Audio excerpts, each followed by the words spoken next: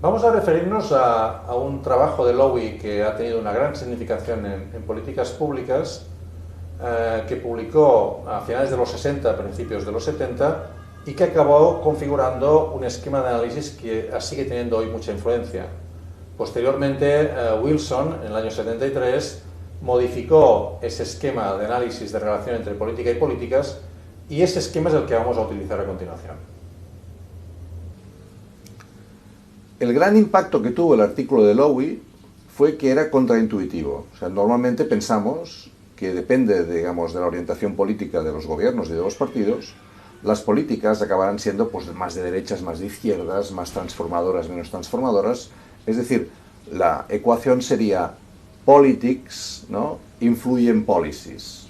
O en castellano, ¿no?, la política influye en las políticas. Lo que Lowy, y por eso se hizo tan famoso su artículo, trató de demostrar es que en muchos casos el tipo, ¿no?, la forma concreta que tienen las políticas, el ámbito sectorial en el que se desarrollan, acaban definiendo el tipo de conflicto político. Es decir, que podríamos decir al revés que antes, ¿no?, que son las políticas las que definen el tipo de política, o en inglés, policies determina politics. Posteriormente, digamos, se realizó un cuadro, ¿no?, en el que se trató de analizar esta experiencia, o esta propuesta, mejor dicho, de manera un poco más, digamos, tipológicamente definida, ¿no? Y se definieron que los costes, por ejemplo, podían ser los costes para los ciudadanos, los costes para los sectores o los actores implicados, podían ser de carácter concentrado o podían ser de carácter difuso. Cuando hablamos de costes difusos, nos estamos refiriendo a que no afectan concretamente a un sector, sino que de alguna manera afectan a más de un sector, ¿no?, de manera más o menos indeterminada. Y al mismo tiempo que los beneficios podían también ser concentrados, ¿no?, es decir, aquellos que se beneficiaban de la política podían, digamos, ser claramente definibles, o podían ser unos beneficios más bien difusos, ¿no?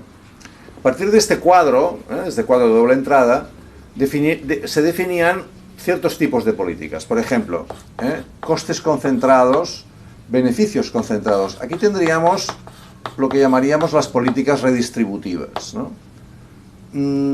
Cuando los beneficios son concentrados y los costes difusos, tendríamos más bien políticas distributivas.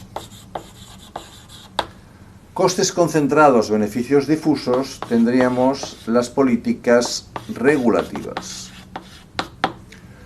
Y aquí, en este ámbito donde los costes son difusos y los beneficios también son difusos, podríamos considerar que estamos hablando de políticas institucionales o constitucionales, es decir, que afectan al entramado más bien del sistema político, ¿no?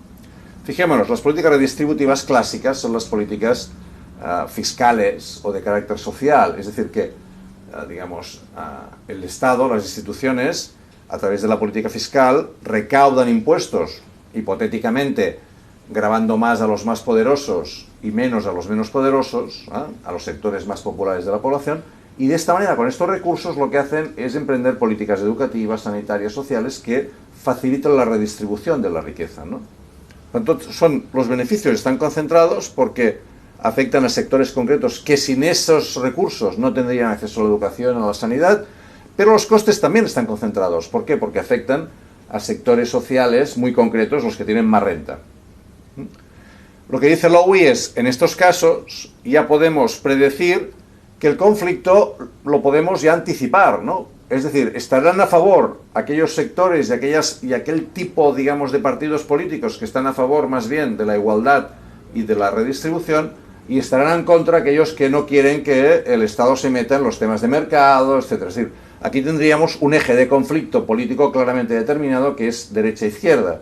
Es decir, que el tipo de políticas nos determina el tipo de conflicto político. En cambio, aquí, ¿qué tendríamos? Tendríamos más bien unas políticas típicas distributivas, son aquellas en que el Estado decide asumir los costes de instalar un centro polideportivo o una biblioteca o un teatro en una determinada localidad. ¿Quién paga esa infraestructura? La pagamos todos, ¿no? Todos los ciudadanos en ese estado, ¿no? Asumimos los costes a través de los impuestos, ¿no? Y, por lo tanto, el presupuesto general es el que ayuda a financiar esa obra. En cambio, ¿quién se va a beneficiar de esa obra? Pues aquellos habitantes del entorno de esa infraestructura que podrán ir al teatro, a la piscina o podrán, digamos, ir a la biblioteca. Los costes son difusos, lo pagamos todos, los beneficios están concentrados, afectan a un sector concreto.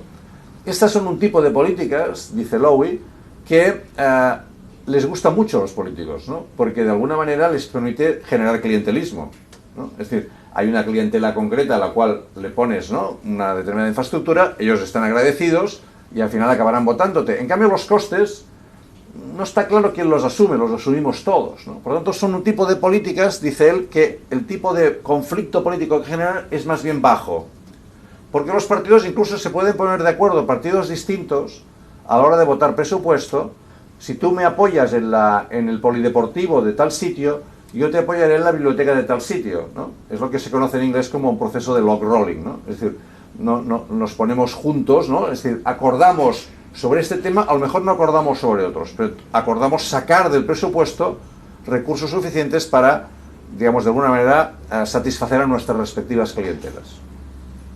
En el caso de las políticas regulativas, tendríamos en cambio que los costes están concentrados. Por ejemplo, imaginémonos, tenemos que cambiar, como detectamos que hay un nivel de polución en las ciudades excesivo, vamos a regular la producción de CO2, ¿no?, de las industrias que están cerca de la ciudad. Esas industrias tendrán que cambiar su sistema productivo. Por lo tanto, los costes están concentrados. Ellos van a asumir los costes. ¿Quién va a beneficiarse? El conjunto de la ciudadanía que, de alguna manera, podríamos decir, va a respirar mejor. Lo que pasa es que, a diferencia de las anteriores, en estas están muy claros los que se van a oponer a esa política, porque son los que asumen los costes. En cambio, no está nada claro que se vayan a movilizar a favor aquellos que en el futuro se van a beneficiar de esa política. Por lo tanto, dice Lowy, son políticas que tienden a ser complicadas de poner en práctica. El conflicto político es alto, los costes para los decisores son altos y cuesta mucho de llevar a la práctica, ¿no? Y estas, en general, cuando los beneficios son difusos y los costes son difusos, más bien son políticas, pues, de corte cambio en el sistema electoral, cambio en la ley de partidos, donde tampoco la ciudadanía está muy presente. Por lo tanto, es una cosa más de insiders, ¿no?, de los que forman parte del sistema político, ¿no? Bien, como vemos, sin poder llegar a la conclusión que solamente las políticas son las que determinan la política, también tenemos que ponernos de acuerdo con Lowy, que muchas veces es cierto que son el tipo de políticas las que determinan el conflicto político. Es decir, seguramente yo creo que una de las conclusiones de estas reflexiones sería, atención, ¿no? No siempre la lógica de la política es la que nos explica las decisiones políticas, sino que también el tipo de decisiones políticas que tomamos nos pueden explicar a veces acuerdos políticos que quizá no explicaríamos en términos clásicos, ¿no?, de alineación política derecha-izquierda.